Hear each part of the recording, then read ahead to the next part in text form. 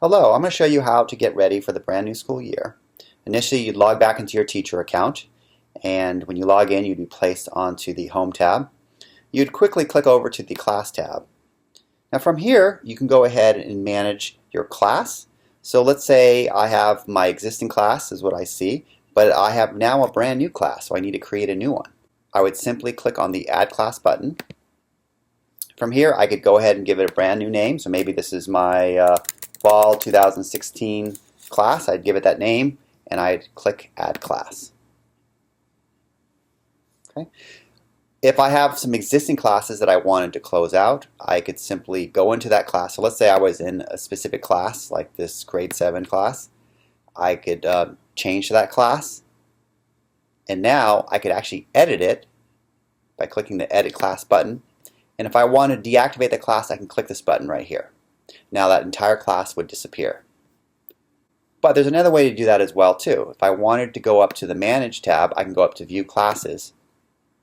And from here, I could just simply click on any checkbox and that would automatically deactivate those classes. Alright, let's go back over to our tab. And let's select our brand new class that we just created. I called it Fall 2016. Now this class initially is empty. There's no students in here. So let's go ahead and get some students. I'm going to click on the Move Student button. And from here, I would type in a student's name. So let's type in John. You just start typing, and then the student's name would show up. If you put in a student ID number, it would find anyone with that ID number. And here I found a student, John Smith, and I'm going to go ahead and select him. I say Move, and it says, do you really want to do this? This cannot be undone. Do you wish to proceed? I say yes. And now that student is now inside my class. Okay.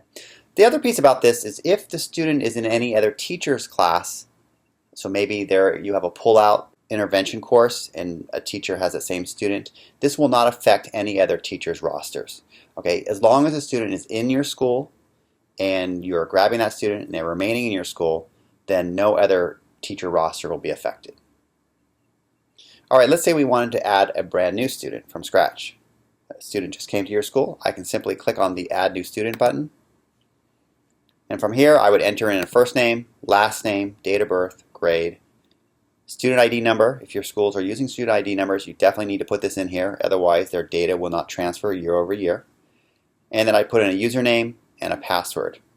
Okay. All of this is necessary. Usernames and passwords are case sensitive. So just be aware of that. And then I'd click on the Add Student button. If I wanted to edit a student, I would find an existing student and I'd simply go next to their name and click on the Edit button. This allows me to edit the student. Let's say there was a typo in their school student ID number. I could fix that. Or maybe their grade was incorrect or a date of birth. I could adjust any information I want in this field. And when I'm done, I'd click on Update Student. If there is a student who you wish to actually remove from your class roster, you can click on Remove Student.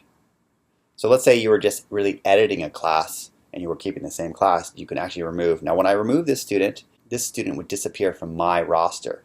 He would not or she would not be deactivated. And there's really no reason to deactivate a student because once a student's removed from your class, they essentially are gone. Finally, when you have your class completely ready, there's a couple things you could do to get ready for testing.